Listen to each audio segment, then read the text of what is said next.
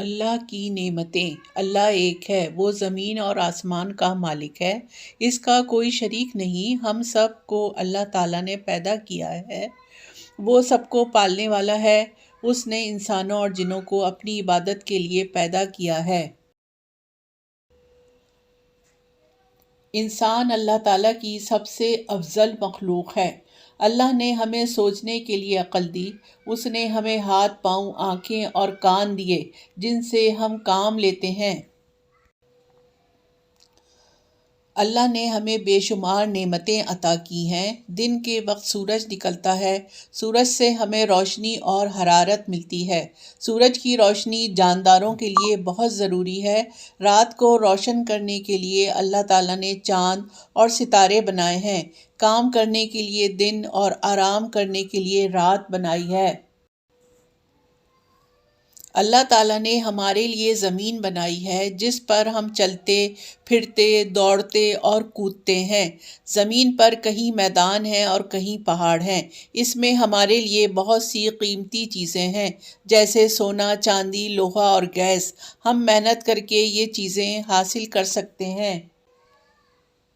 اللہ تعالیٰ ہمارے لیے اناج اگاتا ہے، پھل اور پھول پیدا کرتا ہے۔ اس نے زمین پر جنگل اگائے ہیں جن سے ہم لکڑی حاصل کرتے ہیں۔ اس نے ہمارے لیے رنگ برنگے موسم پیدا کیے ہیں، ہم ان کا لطف اٹھاتے ہیں۔ یہ سب اللہ کی نعمتیں ہیں۔ ہوا اور پانی بھی اللہ کی نعمتیں ہیں۔ ہوا میں ہم سانس لیتے ہیں۔ اللہ ہمارے لیے بارش برساتا ہے۔ زمین پر ندی، نالے اور دریا بہتے ہیں۔ اس پانی سے ہم کھیتی باڑی کرتے ہیں اور دریا کے پانی سے بجلی پیدا کی جاتی ہے۔ بجلی سے ہمارے کارخانے چلتے ہیں۔ ان کارخانوں میں ہمارے لیے بہت سی چیزیں تیار کی جاتی ہیں۔ یہ سب اللہ کی نعمتیں ہیں۔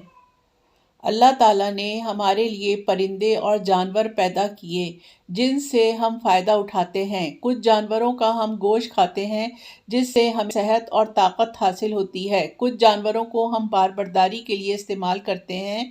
گائے، بکری، بھینس اور اونٹنی سے ہم دودھ حاصل کرتے ہیں۔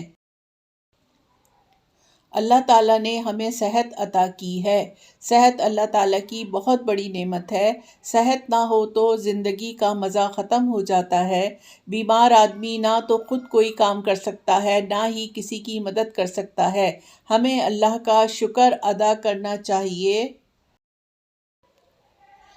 کہ اللہ نے ہمیں تندرست اور توانا پیدا کیا ہے۔ ہمیں چاہیے کہ ہم اللہ کی عبادت کریں اور اس کی نعمتوں کا شکر ادا کریں تاکہ وہ ہم سے خوش ہو۔